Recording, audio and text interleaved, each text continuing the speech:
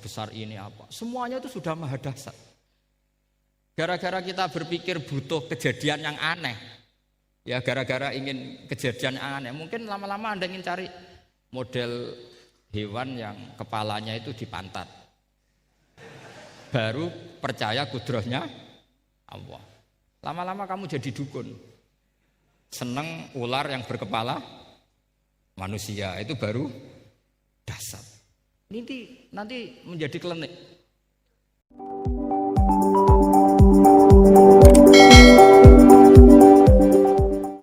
Ini langsung ngawas ya, terus mungkin nak salam dianggap pidato, jadi langsung Al-Fatihah.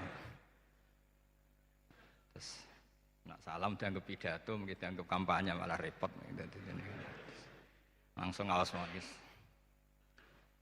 Kulo diminta panitia untuk bikin judul. Terus judul kulo adalah keistimewaan mukjizat Al-Quran. Kersane akurat nih kulo betul kerpean, jadi otoritatif. Karena kalau dalam pendapat ulama, kalau seorang mubalek atau seorang ulama atau siapa saja kok ngomong tanpa teks itu dia tersangka sebagai musyarrek. Musyarrek itu menandingi syariatnya Rasulullah SAW.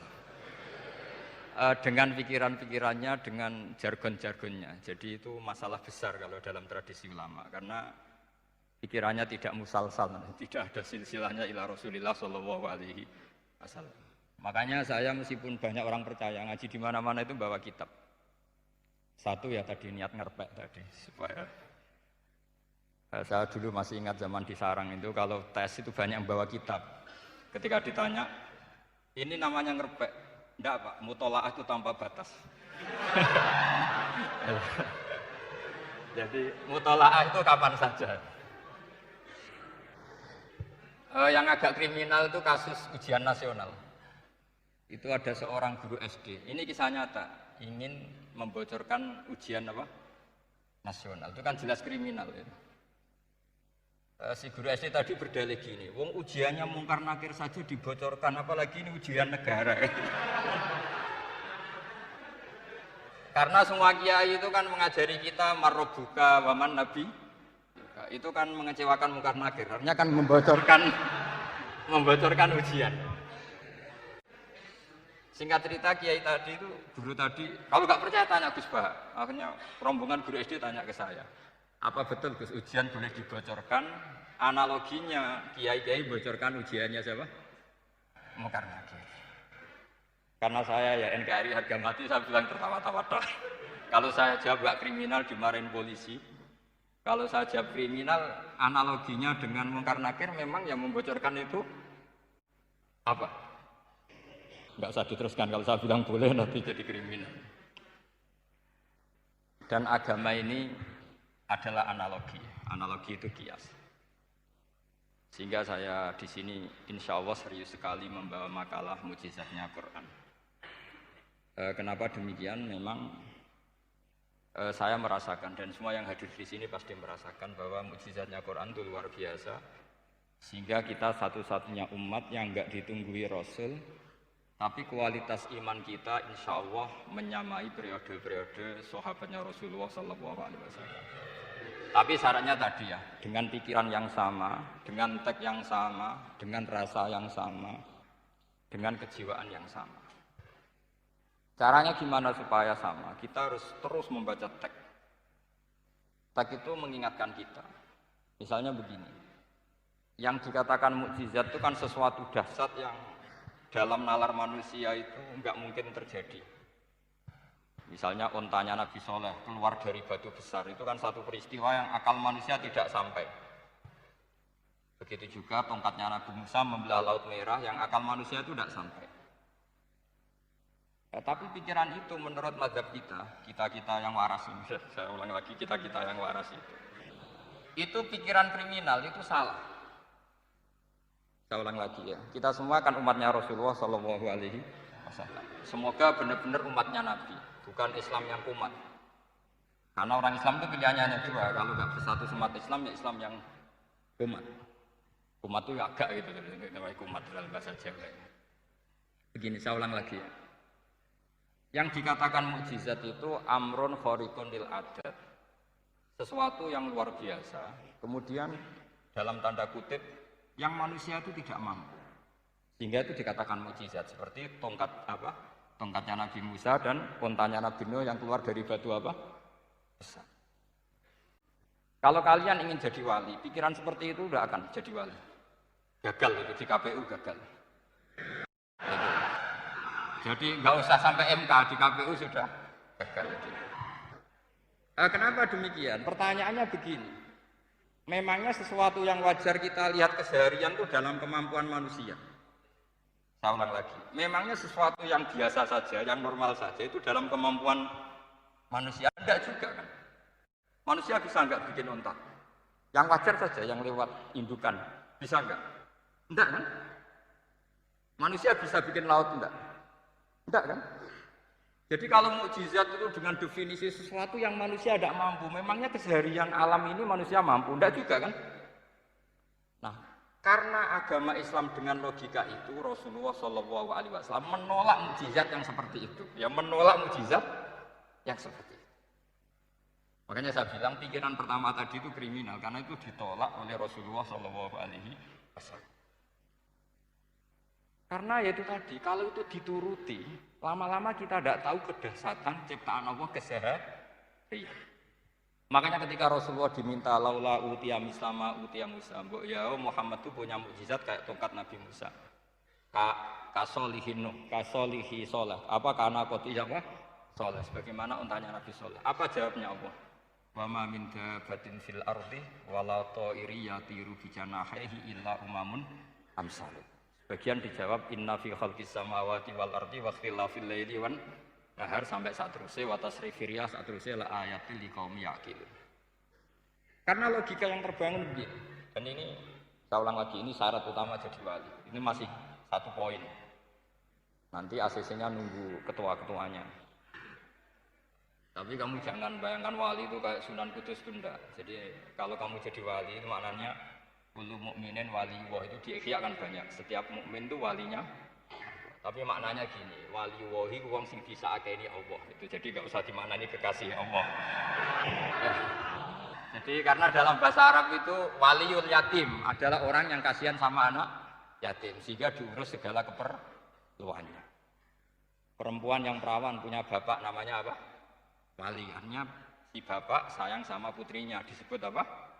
Wali. Jadi nanti kalau kamu jadi wali dengan makna yang tadi kullu mukminin wali. Setiap mukmin adalah orang yang dikasihani Allah. Dan insya Allah semua kita masuk, paham ya? Enggak wali songo itu baru maknanya wali sing disayang Allah. Kayaknya kita belum daftar yang ke situ nanti itu. Ada urutannya. Saya ulang lagi ya. Kalau kita mengakui kudrohnya Allah nunggu mukjizat, yaitu nunggu tongkatnya Nabi Musa membelah Laut Merah, nunggu ada unta keluar dari batu. Maka itu kecelakaan besar dalam tauhid, kecelakaan besar dalam kesaksian kudratullah. Kenapa? Karena alam yang kita lihat keseharian juga tidak dalam kemampuan kita. Alam yang kita lihat keseharian juga tidak dalam kemampuan kita. Misalnya begini, kalau kamu melihat nyamuk, itu pertama Quran turun tentang nyamuk, itu orang munafik komentar, wah Tuhannya Muhammad kurangan stok, sampai contoh saja hanya seekor nyamuk. Tapi apa kata Allah? Inna woha la yastahi ayyadriba masalam ma ba'udatan fama foko. Nyamuk itu bukan sekedar kecilnya. Tidak usah kamu bikin nyamuk yang ada nyawanya, itu terlalu sulit. Sampai semua tak suruh bikin patungnya nyamuk. Gampang mana bikin patung nyamuk sama gajah? Tidak usah dikasih nyawa. Terus cari tatahnya itu dari mana? Orang Jepara pun tidak akan bisa. Belum nanti bentuk alat kelaminnya. Belum nanti uratnya alat kelamin. Belum nanti punya jantung, jantung punya urat. Jantungnya nyamuk juga punya kuman. Kumannya juga punya organ tubuh. Organ tubuhnya punya urat. Apa itu tidak lebih dahsyat ketimbang tontonan mukjizat yang diperagakan para nabi-nabi sebelum Rasulullah Shallallahu Alaihi Wasallam? Maka sebetulnya ketika Quran saya katakan mukjizat ila yaumil qiyamah adalah pertunjukan Allah bikin nyamuk. Inna woha la yastahi ayyadriba masalam ma ba'ud. Itu bagi orang alim, percontohan nyamuk itu lebih dahsyat ketimbang percontohan mukjizat Nabi Musa membelah laut merah. Juga lebih dahsyat ketimbang pertunjukan Nabi Soleh ketika mengeluarkan unta dari apa? Batu. Dong, jelas nih. Maka umat Rasulullah, terutama ulamanya harus ngomong seperti ini terus. Dengan cerita seperti ini, maka Quran jauh lebih dahsyat. Makanya mukjizatnya Quran tanpa apa batas. Jelas ya? Makanya kita harus bertobat secara masif. Mengatakan kedahsyatan adalah nunggu sesuatu yang khariqun lil adat. Bahwa yang kita lihat keseharian adalah semua di luar kemampuan kita. Lah kita ini kan keliru, yaitu tadi, wah onta keluar dari apa? Batu. Laut merah terbelah, ini dahsyat, manusia tidak akan mampu. Memangnya manusia pernah mampu bikin laut? Memangnya manusia pernah mampu bikin nyamuk? Memangnya manusia pernah mampu bikin telur ayam? Karena keseharian seakan-akan ini tidak ayatnya Allah Ta'ala. Itu kebodohan. Makanya tidak mungkin jadi wali. Yang jenis seperti ini kan jadi wali. Sama tenang saja, nanti saya paling nggak sampai 1 jam, karena saya ada biasa ngaji umum. Saya mau itu karena hormati mbah saya, karena buyut saya itu orang Damaran, namanya Mbah Hafsah. Hafsah binti Maksum bin Soleh bin Asnawi Sepuh. Jadi saya ini ya turunan asli orang Kudus. Jadi saya datang tidak dalam rangka hormat jenengan, hormat mbah saya sendiri sebetulnya. Jadi jenengan tidak punya hak adami sama saya, karena saya datang tuh hormat mbah saya. Tapi saya ingin melatih iman yang benar. Saya ulang lagi, saya ingin melatih iman yang benar, karena ini penting. Sehingga Allah cara menjelaskan iman itu ya inna fi khalqis samawati wal ardi. Kamu lihat saja langit dan bumi. Terusnya sampai waqtilafil laili wan nahar, sampai wal fulkil lati tajri fil bahri, terus sampai wa tasrifir riyah. Ini semua tontonan yang kita lihat semuanya di luar kemampuan kita. Itu tadi contoh paling gampang nyamuk, kayak apa? Apapun profesornya seseorang, apa bisa bikin nyamuk? Tidak usah yang bernyawa, patungnya saja. Coba nyamuk itu punya organ tubuh enggak? Punya. Organnya ada kumannya enggak? Ada. Alat kelaminnya ada bolongannya enggak kira-kira? Ada. Kayak apa sulitnya?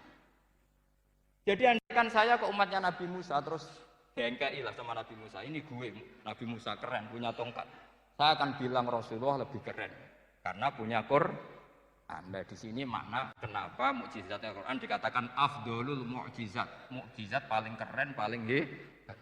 Karena menjadikan manusia punya nalar yang lebih objektif.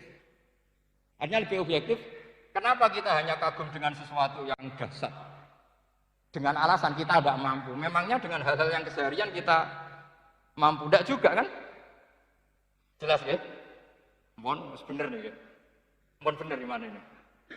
Mohon gini malam selai didandani bareng-bareng. Mohon bener ya? Sehingga iman di era Rasulullah SAW itu enggak lagi butuh sesuatu yang khariqun lil. Kedua pertimbangannya Rasulullah Muhammad SAW, mukjizat yang khariqun lil adat itu resikonya lebih tinggi untuk tidak abadi. Nanti saya bacakan takbirnya. Misalnya tongkatnya Nabi Musa itu hanya disaksikan oleh orang yang di era itu. Itu pun yang kebetulan menyaksikan. Saya ulang lagi ya. Resiko mukjizat mahsusah istilahnya, mukjizat yang bisa dilihat dengan indera, itu risikonya hanya dilihat orang yang di saat itu menyaksikan. Gimana? Ini prosedur. Pak gaul nih. Nggak Paci. Terus gimana? Oke. Saya teruskan lagi ya. Ini mau normal nih. Buatan kebanteran nih. Buatan kebanteran nih. Saya ulang lagi ya. Jadi yang dikatakan mukjizat itu seringnya kan dikasih definisi satu pertunjukan yang di luar kemampuan manusia. Sehingga tongkat Nabi Musa membelah laut merah disebut apa? Mukjizat. Ontanya Nabi Soleh keluar dari batu disebut apa? Terus lucunya disebut alasannya karena manusia tidak mampu. Memangnya manusia mampu bikin onta normal yang lewat indukan? Mampu enggak? Artinya umatnya Rasulullah lebih sering melihat kekuatan Allah Subhanahu wa ta'ala kulla waqtin wa hinin, setiap saat. Karena cara berpikir sudah dibenahi Al-Qur'anul dari. Paham ya? Maka untuk jadi wali umatnya Nabi itu lebih mungkin karena melihat kedahsyatan Allah setiap saat. Tidak usah nunggu sesuatu yang super kayak apa? Kan fila bil bahri sebagaimana laut terbelah oleh tongkatnya Nabi siapa? Musa. Terus ketiga, kalau logika mukjizat gini itu terus menerus seperti yang dialami Nabi Musa, resikonya adalah umat selalu menuntut hal yang aneh-aneh dan melupakan hal yang pokok. Itu lebih bahaya lagi. Misalnya begini contoh gampang. Kita ini hidup di bumi setelah sampai belajar ilmu falak atau astronomi atau belajar geologi. Planet yang sebesar ini apa? Semuanya itu sudah maha dahsyat. Gara-gara kita berpikir butuh kejadian yang aneh. Ya gara-gara ingin kejadian yang aneh. Mungkin lama-lama Anda ingin cari model hewan yang kepalanya itu di pantat. Baru percaya kudrahnya Allah. Lama-lama kamu jadi dukun. Seneng ular yang berkepala manusia, itu baru dasar. Nanti menjadi klinik. Makanya kritiknya ulama, mukjizat itu tidak perlu dituruti. Karena kalau dituruti itu bahaya bagi kelangsungan kenormalan kita. Makanya kata Abdul Hamid Khan, termasuk kitab yang saya kagumi, kata beliau begini, yang menjadikan orang kafir adalah dia nganggep kudrahnya Allah Ta'ala itu bergantung sesuatu yang dahsyat. Dia nggak sadar bahwa keseharian dalam hidupnya semuanya pertunjukan kudrahnya Allah Subhanahu wa Ta'ala. Kayak tadi, saya contohkan nyamuk tadi. Inna woha la yastahi ayyadriba masalam ma. Terusannya ba'udutan fama fokwa. Kayak apa susahnya bikin nyamuk? Sudah kecil, punya alat kelamin, punya organ, punya urat. Lalu dalam tubuhnya juga ada kuman, kumannya juga berorgan. Kebayang enggak Anda bikin seperti itu? Enggak. Dahsyat mana dengan tongkatnya Nabi Musa? Sama-sama berstatus kita tidak mampu sama sekali. Dahsyat mana? Sama kan? Nah itu yang diinginkan Rasulullah Shallallahu Alaihi Wasallam, dan Al-Quran menggiring kita cara berpikir begitu terus. Sehingga Quran cukup menghentikan wa ma min dabbatin fil ardi wala ta'iri yatiru bi janahaihi illa umamun amsalu. Sebetulnya burung yang setiap hari terbang, yang setiap hari lewat Anda, itu semuanya bukti kekuasaan Allah Subhanahu wa Ta'ala. Tidak usah nunggu kejadian-kejadian super dahsyat. Terus keempat, korbannya para kiai, termasuk saya. Jadi nanti kalau saya tidak bisa haji terbang, wah tidak kiai, tidak bisa terbang. Tidak bisa kayak Harry and Potter misalnya gitu, tidak bisa kayak Harry. Jadi nanti kiai juga dituntut gitu, bisa terbang kayak Aladin.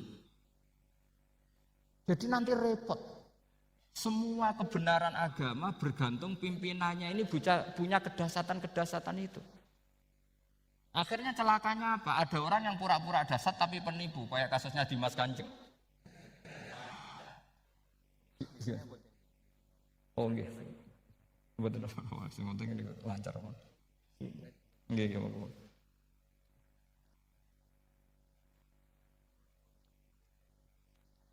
Jadi makanya nanti itu saya akan memberi penjelasan tentang apa?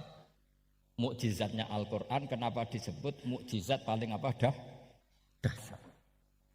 Ini saya bacakan teks ya, teks pokoknya ya, supaya sampean tahu. Ini tabaruk sama Imam Bukhari ya. Redaksi yang diriwayatkan Imam Bukhari, qala Nabi sallallahu alaihi wasallam, ini ikut kitab Fadhailil Quran. Ma minal anbiya'i nabiyyun illa u'tiya minal ayat ma misluhu amana alaihil bashar wa inna ma kana alladhi utituhu wahyan awhahu wa ilayya fa arju an akuna aktsarahum tabi'an yaumal qiyamah. Jadi semua nabi punya mukjizat, yang lewat mukjizat itu orang dipaksa iman karena dahsyat tadi.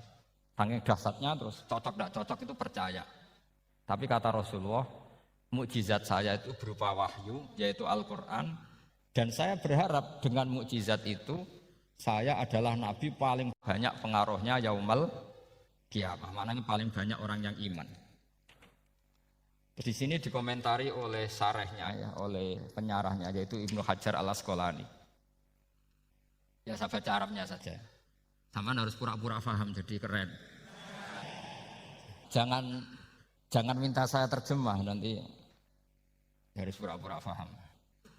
Bagus kok, mantas sabda hati komen bahwa nopo minhum. Jadi bergaya orang kaya ya dikira apa? Kaya. Bergaya ulama ya dikira apa? Ulama. Nanti bergaya wali juga dikira wali. Saya baca ya, ini luar biasa menurut saya. Al makna annal mu'jizati al madiyata kanat khissiyatan tusyahadu bil absor kana qoti soleh wa asa Musa. Wa mu'jizatul Qur'ani tusyahadu bil basirah. Jadi kayak tadi, kedahsyatan tongkat Musa itu karena apa? Laut kok bisa dibelah sebuah tongkat. Itu aneh. Kalau maknanya aneh adalah di luar kemampuan manusia, nyamuk lebih aneh. Kayak apa susahnya bikin organ apa? Nyamuk yang sekecil itu. Artinya bedanya apa? Tongkatnya Nabi Musa dengan pertunjukan nyamuk yang sama-sama mengarah satu titik, yaitu mengakui absolutisme kudrahnya Allah Subhanahu. Sama enggak? Sama. Sehingga umatnya Rasulullah tidak perlu ditunggoni mukjizat simsalabim. Cukup penalaran akal. Ini namanya basirah apa? Basirah. Ya jelas ya. Mohon sampean ra usah kepen roh tokate Nabi Musa to. Cekap melihat apa? Nyamuk. Ya sudah bagus, sudah maju, sudah keren. Ya jelas ya. Li'annal ladzi yusyahadu bi ainir ra'si yang qaridu binqiradi musyahidihi walladzi yusyahadu bi ainil aqli baqin yusyahiduhu kullu man jaa ba'dal awwali mustamirron. Sesuatu yang dipertontonkan lewat sesuatu yang fisik kayak tongkat Nabi Musa, itu yang percaya langsung tentu yang melihat. Setelah itu ada yang percaya, ada yang enggak. Bisa saja itu hoax, bisa saja macam-macam. Tentu yang enggak percaya tentu salah ya, kita sepakat. Tapi tetap saja yang enggak menyaksikan itu bisa saja enggak percaya. Paham ya? Tapi logika kedahsyatan nyamuk, siapapun yang punya nalar percaya. Artinya giringan Al-Quran untuk melihat mukjizat itu kedahsyatan Allah bikin nyamuk itu abadi ila yaumil kiamah. Dan siapapun yang waras akan ikrar dan tetap menyaksikan. Karena insya Allah ada nyamuk terus ila yaumil kiamah. Itu kan teman tidur kita. Makanya kamu kompromi dengan nyamuk. Sekali-kali jangan dicablek. Ini ayatnya Allah. Ya bila perlu dicium, dielus-elus gitu. Karena saya yakin yang hadir di sini andekan melihat tongkatnya Nabi Musa kira-kira dilus-lus enggak? Kira-kira? Andekan loh, kamu punya kesempatan melihat tongkatnya Nabi Musa, gimana? Dilus-lus, dikai mori, dikai kembang 7 taman, ya gitu. Tapi kenapa nyamuk enggak kamu begitukan? Toh sama-sama ini ayatnya Allah yang luar biasa. Makanya ini ngaji di sini saya ulang lagi, sama ndak perlu merasa punya hak adami sama saya, karena saya memang buyut saya kandung itu orang Damaran, namanya Mbah Hafsah. Hafsah itu binti Maksum bin Soleh bin Asnawi Sepuh. Jadi saya ini termasuk turunan beliau yang keluar dari Kudus di Rembang. Karena mbah saya kandung itu sepupunya Mbah Sahal, ya sama Mbah Sahal, ibunya Badiah. Badiah ya putrinya Mbah Hafsah ini. Kalau saya namanya Sofiyah ya putrinya Mbah Hafsah ini. Jadi kenapa saya cerita ini ya memang Quran sudah terang-terangan ngendikan dzurriyatam ba'duha napa mimba. Jadi kekuatan dzurriyah itu luar biasa. Jadi kita menjaga harkat dan martabat para leluhur supaya ilmu ini terjaga. Jangan marisi gayane tok, bae alim terus putune pedita-pediti gak alim terus gak keren, menurut saya itu malu itu. Jadi marisi itu ya kalau putunya orang alim ya alimnya, jangan marisi mulyane. Ora alim terus mulya tok gelem dicucup itu gak keren menurut saya. Niru alimnya dulu baru sama-sama dicucup itu baru betul, paham ya? Jadi ada aturannya. Saya teruskan. Sehingga Quran kalau menggiring mukjizat, ketika Rasulullah SAW dituntut kafir Mekah, kita tahu kan mereka nuntut apa misalnya? Lan nu'mina laka hatta tafjura lana minal ardi napa yam bu'a au takuna laka jannatum min nakhili wa inabin fatufajjiral anhara khilalaha napa tafsira au tusqitas samaa kama zamta alaina kisafan au ta'tiya billahi wal malaikati qabila au yakuna laka baitum min zuhrufin au tarqa sama. Masih mereka bilang gini, walan nu'mina liruqiyika hatta tunazzila alaina kitaban naqra'u. Mereka nuntut tuh, Muhammad saya percaya kamu rasul, tapi syaratnya Mekah yang tandus sulap, jadi kota yang subur makmur, menjadi jannat subur makmur. Atau begini saja Muhammad, kalau kamu gelo sama saya mangkel karena kita ada iman, turunkan saja azab. Kisafah minas sama, turunkan saja azab. Atau begini Muhammad, kamu kan bilang utusan Allah. Kamu datang saja bersama Allah digandeng gitu. Digandeng terus sama Allah diangkat tangan kamu, dimaklumatkan kalau kamu rasulnya. Au ta'tiya billahi wal malaikati qabila. Karena mereka dengan logika yang salah. Yang dikatakan mukjizat itu sesuatu yang seperti itu. Artinya kalau kamu berpikir mukjizat yang seperti itu, berarti Anda turunan kafir Quraisy.